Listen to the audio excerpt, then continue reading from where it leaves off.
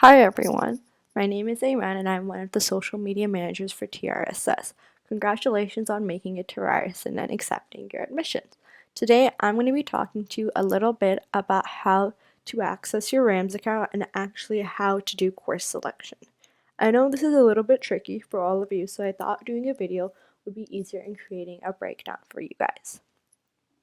So, the first thing I want you to do is to access the portal through myryerson.ca. From here, you're going to see a black tab. And from the black tab, I want you to go onto the RAMSS site. From here, you will notice that a pop-up shall appear. And that pop-up window is going to be your RAMSS account. If this pop-up window does not come up, that means that you've blocked your pop-ups in your browser. To unblock, you make sure you find the lock on your URL tab and make sure that pop-ups and redirects are allowed and not blocked.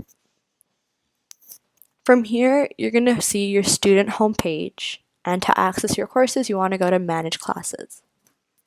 From here, you're going to be able to see various places and your left bar for navigation. From here, you can click onto My Weekly Schedule on your left side. This is where you get to view your schedule in two formats, My Weekly Schedule View and List View. I prefer My Schedule View as it gives you a more of a calendar format for your courses. As you can see, I don't have any courses yet because my course selection is at a later date. But notice, usually what you'll see here is that you won't ever usually show that on the first Monday of September classes are going to show, often because Ryerson isn't open on that Monday. So go into next week to always see your full week schedule to ensure and make sure and double check if you have a lecture on a Monday. But what I can show you is list view to show you guys the courses that I have intended and the courses that I have to be taking. This is also an alternative view that you can see your courses in, whichever that you personally prefer. On your left side, the bar is your navigation towards course selection. Let's go to the shopping cart to see how to put your courses ready for course selection day. Go into the semester you are course selecting for instance, fall 2020. Here, you'll see some classes that I want to enroll into for my fall semester, and I had done this prior during course intention. This is something that's already been done by the university for you for your first year mandatory courses, but now you probably have to choose your lower liberals or your electives. The shopping cart is sort of a way for you to be able to plan and list all the courses that you intend on taking so that you are ready for course selection day. While organizing, I highly recommend that you keep your undergraduate calendar open. For me, I'm in business management, so my business management calendar is open. I also have the lower liberal tab open. This table shows you all the courses that are available in terms of your lower liberals, and there's also a similar table for your upper liberal courses as well, which is something you deal with in your upper years. There are two ways to find your courses, through Class Search and My Classes Offered. In your first year, the liberals that you take will come from Table A. A much easier way to see what courses will be offered this semester from Table A is through My Classes Offered. This enables a quicker planning and less disappointment, because often you'll end up finding a course you like in the original table list, but then when you actually search it up, sometimes it's not offered in that certain semester you're looking for. So this way it kind of prevents disappointment and it's easier for you to plan as you go along. My Classes Offered also shows you all the courses that you'll need for your degree requirements, which are satisfied at a yearly breakdown basis. In My Classes Offered, you'll see the Table A list, which shows what courses will be offered. For me, since mine are already satisfied, it doesn't really show the full list, but you can see below that they show a similar list for my Table B upper liberal requirements. You'll get a similar table like this for your Table A too. Remember, the courses allowed for your liberal electives are going to vary from program to program, so please make sure you check with your undergraduate calendar and your program requirements. So from here, I've selected the course that I want to take, which is Arab 300, for instance. After this, you get to see the different sections, the different timings, and the instructors that offer this course. So this is the course section that I want to take. I want to take it from 12 to 2 on a Wednesday and 2 to 3 on a Friday with this certain prof. I click select. Afterwards, I will click next. And then that class is into my shopping cart. And now I am ready to select this class for course selection day and proceed on to step 2 on the day of. Now let's say you find a course from the list.